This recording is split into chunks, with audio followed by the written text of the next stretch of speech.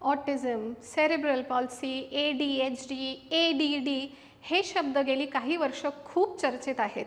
लहान मुलांना होणारे हे आजार गेली काही वर्ष जरा जास्तच आपल्याला ऐकायला येतात, हो ना?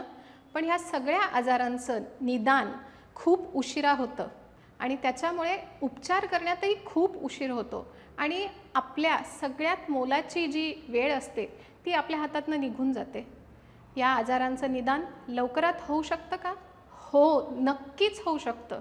आणि कधी बरं? अवघ्या नवजात शिशूच्या वयाच्या 3 ते 5 किंवा 6 महिन्याच्या कालावधीत आपण ह्या आजारांचं निदान करू शकतो. आणि याच्यासाठी काही मोठ्या टेस्ट्स लागतात का? कुठले मोठे स्कॅन्स लागतात का? नाही. फक्त तुमच्या नवजात शिशूच्या हालचालीवरनं, त्याच्या शरीराच्या हालचालीवरनं आपण ऑटिझम, सेरेब्रल पॉल्सी या सगळ्या आजारांचं निदान आपण वेळेत करू शकतो आणि अर्ली इंटरव्हेन्शन करू शकतो की ज्याच्याने आपल्या मुलाची लवकरात लवकर इम्प्रूव्हमेंट होणार आहे.